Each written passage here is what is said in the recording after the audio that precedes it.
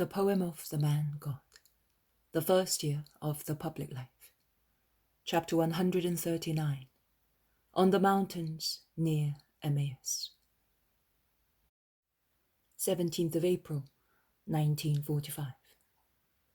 Jesus is with his disciples in a very mountainous place. It is a bad and rough road, and the elderly apostles find progress arduous. The young ones, on the other hand, are very cheerful around Jesus, and they climb nimbly, talking to one another. The two cousins, the sons of Zebedee and Andrew, are elated at the idea of going back to Galilee, and their joy is such that it enthralls also the Iscariot, who for some time has been in excellent frame of mind. He simply says, "Master, at Passover, when we come to the temple, will you come back to Kerioth? My mother is always hoping to see you. She sent me word, and also the people of the village." Certainly. Now, even if we wanted to go, the season is too inhospitable to go along these impassable roads. See how troublesome it is even here. And without that compulsion, I would not have set out on this journey. But we could not stay any longer. Jesus becomes silent and pensive. "And later, for Passover, will we be able to come? I would like to show your grotto to James and Andrew," says John. "Are you forgetting how much Bethlehem loves us?" asks the Iscariot. "Nay, how much they love the Master." "No, but I could go with James and Andrew. Jesus could stay at Jutta or in your house." "Yes, I'd like that. Will you come, Master? They will go to Bethlehem, and you will stay with me at Kerioth. You have never been all alone with me, and I am so anxious to have you all to myself." "Are you jealous? Do you not know that I love you all exactly the same? Do you not think that I am with all of you, also when I seem to be far away?" "I know that you love us. If you did not love us, you would have to be much more severe, at least with me.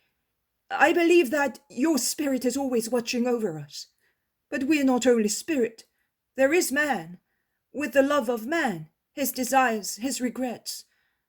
Jesus, I know that I am not the one who makes you most happy, but I believe that you know how eager I am to please you, and how I regret all the hours that I lose you through my misery." "No, Judas, I do not lose you. I am closer to you than to the others just because I know who you are." "What am I, my Lord? Tell me, help me to understand what I am. I do not understand myself. I seem to be a woman who is troubled by whims caused by her pregnancy. I desire both holy things and depraved things. Why? What am I?" Jesus looks at him with an inscrutable expression. He is sad, but his sadness is mingled with pity, with so much pity. He looks like a doctor who observes the state of a patient and knows that he cannot recover his health, but he does not speak. "Tell me, Master, your opinion will be the least harsh for poor Judas. In any case, we are all brothers. It does not matter if they know of what I am made. On the contrary, if they hear your opinion on me, they will amend their own and will help me, won't you?" The others are embarrassed and do not know what to say. They look at their companion. They look at Jesus. Jesus draws the Iscariot near himself, to the place where his cousin James was before, and says, "You are only confused. You have all the best elements, but they are not well settled, and the slightest breeze upsets them.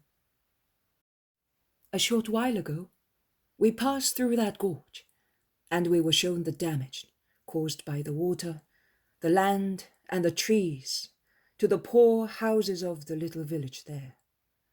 Water, land, and trees are useful and blessed things, are they not?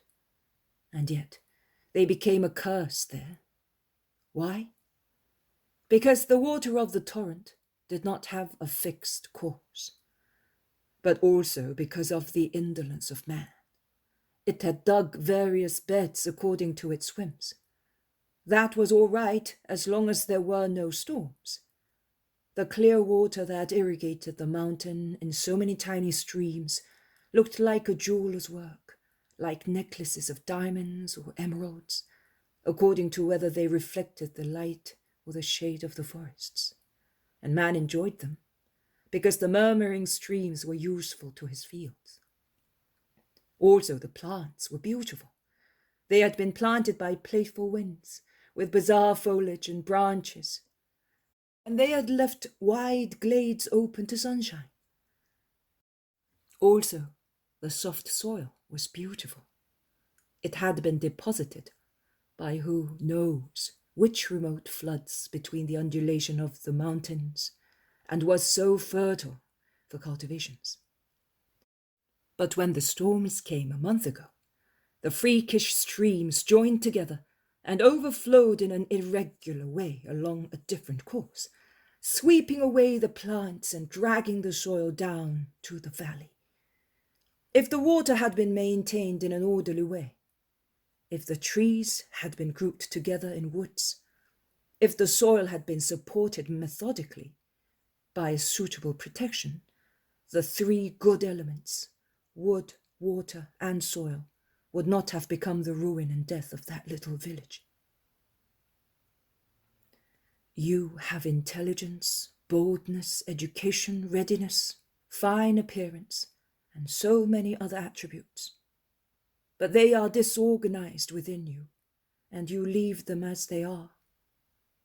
See, you must work patiently and constantly to put your qualities in order, as order is also strength, so that when the storm of temptation comes, the good that is within you may not become an evil for yourself and others. You are right, Master. Now and again I get upset by a storm and everything becomes ruffled. And you say that I could. Your will is everything, Judas. But there are such strong temptations. We hide ourselves up because we are afraid that the world might read them on our faces. And that is the mistake.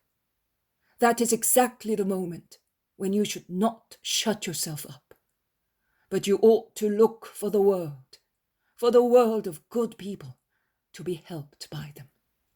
A fever is abated also by contact with the peace of good people, and you ought to look also for the world of those who criticize you, because owing to the pride which urges us to hide ourselves so that our tempted souls may not be read, that would serve as a reaction to our moral weakness, and you would not fall.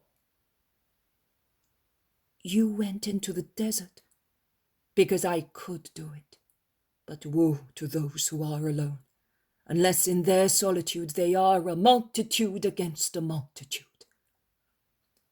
How? I don't understand. A multitude of virtues against a multitude of temptations. When virtue is feeble, one must do as this ivy, get hold of the branches of strong trees to climb up. Thank you, Master. I will cling to you and to my companions, but you must all help me. You are all better than I am. It was the frugal, honest surrounding where we were brought up that was better, my friend. But now you are with us and we love you, you will see. I don't want to criticize Judea, but believe me, in Galilee, at least in our villages, there is less wealth and less corruption. Tiberias, Magdala, and other places of pleasure are not far from corruption, but we live with our simple souls, which may be also coarse, if you wish so, but are active and holily happy with what has been granted to us by God, says James of Alphaeus. But don't you know, James, that Judas's mother is a holy woman? Her goodness is written all over her face, objects John. Judas of Kerioth smiles happily at the praise, And he smiles even more when Jesus confirms, "You are right, John. She is a holy creature." "Oh, it was my father's dream to make me a great man of the world, and he took me away too early and too deeply from my mother." "What have you got to say that you're always speaking?" asks Peter from far away. "Stop! Wait for us! It is not fair that you should go on like that without considering that my legs are so short." They stop until the other group join them. "Oh, my little boat, how I love you! I have to work here like a slave. What were you talking about?" "We were saying what is necessary to be good," replies Jesus. "And are you not telling me, Master?" "Of course. Order, patience, perseverance, humility, charity. I told you many times." "Not order? What has it to do with it?" "Disorder is never a good quality. I have just explained that to your companions. They will tell you. And I mentioned it first, whereas I mentioned charity last, because they are the two extremities of the straight line of perfection. Now, you know that a straight line on a plane has neither beginning nor end. Each extremity can be either the beginning or the end, whereas in the case of a spiral, or any other design which is not enclosed in itself, there is always a beginning and an end. Holiness is linear, simple, perfect, and has but two extremities, like a straight line." "It is easy to draw a straight line." "Do you think so? You are wrong. In a drawing, even if it is a complicated one, some imperfections may not be noticed, but an error is noticed at once in a straight line, either in inclination or uncertainty.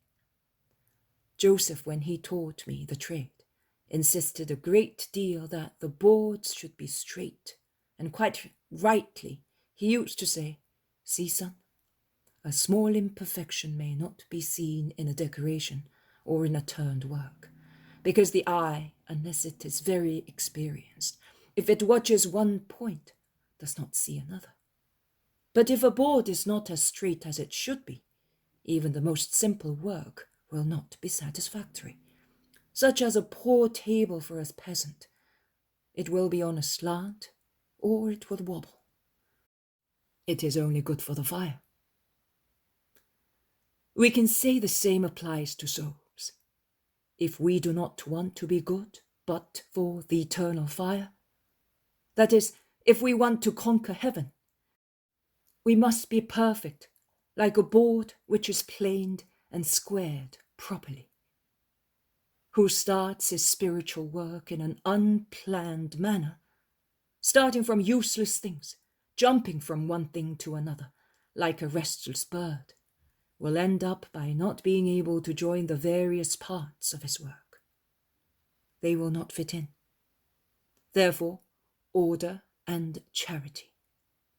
Then, holding those two extremities firm in two vices, so that they may not move, you can work at all the rest, decorations or carving, whatever it may be. Have you understood?" "Yes, I have." Peter endures his lesson in silence and suddenly concludes, "So my brother is more clever than I am. He is really tidy, one step after the other, calm and quiet. He does not seem to be moving. Instead, I would like to do a lot of things quickly, and I do nothing. Who will help me?" "Your goodwill. Do not be afraid, Peter. You do things too. You are making yourself." "What about me?" "You too, Philip."